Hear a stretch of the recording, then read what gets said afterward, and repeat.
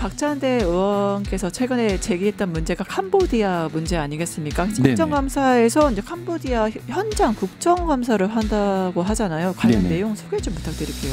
우선은 이 부분을 우리가 좀 마찬가지로 감정적으로 대응한다고 되는 부분은 아니고요. 정치하시는 분들이나 관련된 분이 자기 이름 빛나려고 실제로 문제를 푸는 게 아니라 자기 이름만 빛나려고 발언이 세지거나 자기 이름만 빛나려고 결과적으로 문제를 더 악화시키는 무책임한 행동을 하는 경우들이 많아요. 그런 걸 경계해야 된다고 생각하고요. 중요한 건 역량을 잘 풀어내는 게 중요한 겁니다. 네. 지금 캄보디아 독립국입니다. 근데 마치 지금 우리가 함부로 할 수 있는 것처럼 발언들이 점점 세지고 있는데 그러면 그럴수록 해결을 못해요. 그 나라에서 협조 안 하죠. 그래서 일단 이 문제를 볼 때 저도 이 문제가 불거지기 전부터 계속 여론화 작업을 하고 있었고 저희도 여러 차례 외교부 자료를 받아서 문제 제기를 했었는데 몇 가지 우리가 보고 가야 됩니다. 첫 번째는 이건 단건 사안이 아니라 구조적 문제입니다. 두 번째는 갑자기 생긴 문제가 아니라 2022년부터 23년, 24년 계속해서 악화되어 온 문제예요. 올해뿐만 아니라 작년에도 300건 넘었고요. 캄보디아 국내 사정이 복잡하게 얽혀 있습니다. 그리고 또 캄보디아 현지 권력이 결탁한 중국과 한국의 범죄 조직이 또 연계되어 있고요. 그렇죠. 또 한국뿐만 아니라 중국, 말레이시아, 파키스탄 다양한 국적의 피해자가 계속 발생하고 있는 문제.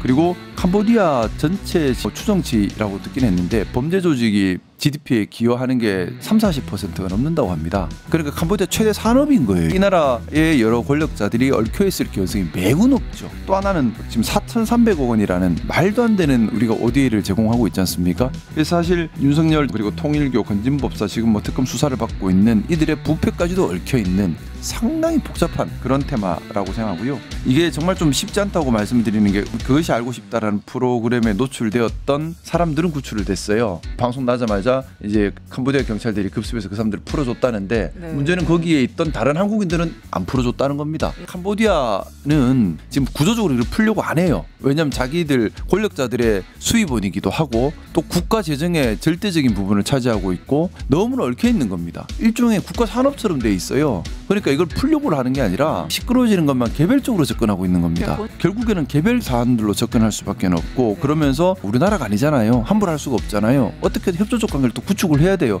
윤석열 당시 파견된 대사가 이 문제에 대해서 저희가 확인해 보니까 관심도 없었고요. 관련된 회의조차 제대로 한 적이 거의 없습니다. ODA 투입된 거 우리나라 돈 4,300억 들어온 거 가지고 뭘 해먹을까만 계속 회의를 했던 것 같아요.